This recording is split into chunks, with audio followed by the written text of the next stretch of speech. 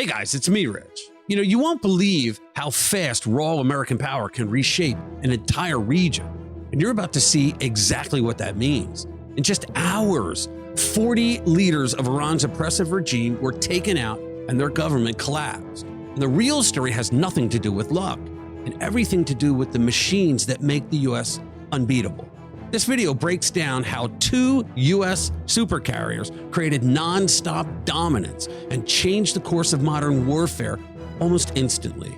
You're about to understand the truth behind the headlines. Let's get into it. All right, guys, welcome back to RPW Media. So if you like our videos already and you haven't done so, you should become a subscriber to the channel. You can hit the notification bell and smack that like button because it helps us get our message out to more people, and you get notified every time we put out a new video. And thank you. All right, imagine watching a hostile government crumble in just mere hours, because that's exactly what just happened in Iran. The United States executed one of the fastest, cleanest, and most devastating military operations in modern history. And what powered that lightning-fast collapse might shock you more than the strike itself. 40 top leaders of Iran's Islamic regime gone. The entire system collapsed. Sounds almost impossible, but on the other hand, when you look at how the U.S. set the board, the outcome feels almost inevitable. Something was happening behind the curtain long before the world saw the smoke. Here's the part most people don't understand. Operations like this are not improvised.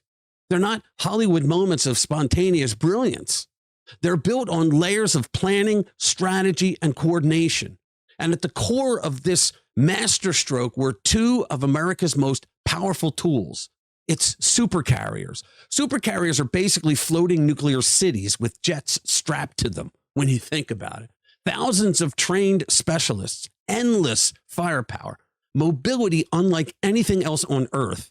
But even these monsters have limits. Aircrafts, they need maintenance. Pilots need to rest. Deck crews get tired over time. One ship alone can't simply sustain a max intensity tempo indefinitely. That's the weakness that everyone overlooks. And that is exactly why the dual carrier strategy was the secret weapon that nobody ever considered. When only one carrier handles high tempo operations, you get pauses, natural ones, forced ones, moments when jets have to refuel and crews have to reset themselves. Flight decks have to be cooled down. But bring in a second carrier, suddenly the clock becomes entirely to the United States, no matter where we are in the world. With 2 carriers running staggered schedules, one on day ops, one on night ops, the pressure never stops. Who saw this coming? Not even for a minute does it stop. The USS Abraham Lincoln and the USS Gerald R Ford essentially turned the skies into an American-owned highway 24 hours a day. This is what naval strategists call sustained combat rhythm. It's a boring phrase, but a devastating effect. It's like having 2 heavyweight champions trading punches in shifts.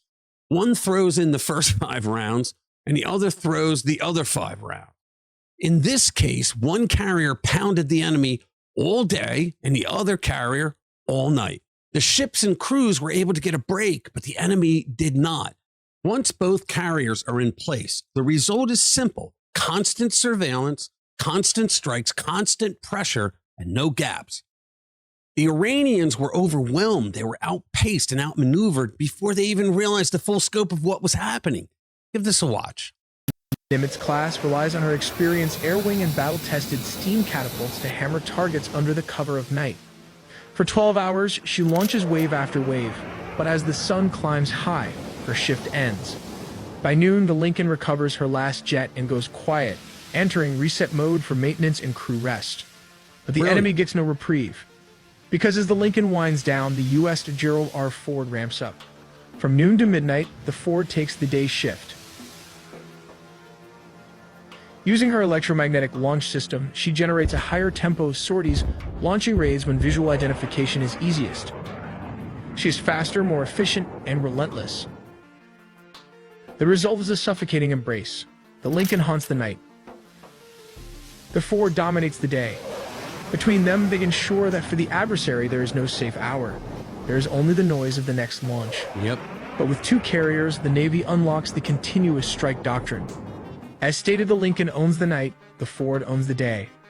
By staggering their schedules, the United States can keep strike fighters in the air 24 hours a day, 7 days a week. There is no reset. There is no pause.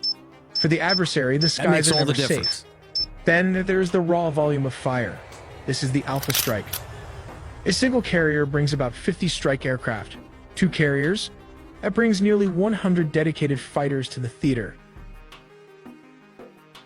Nobody can The beat radar that. programming and software on the Gerald R. Ford-class aircraft carrier allow it to process massive amounts of information instantly.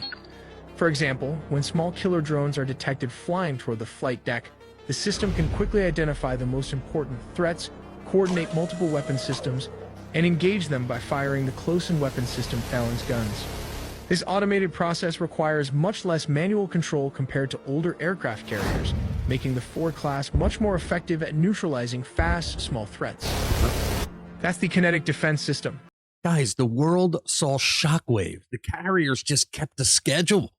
And that's how you shut down a regime in hours, not days, not weeks, in hours.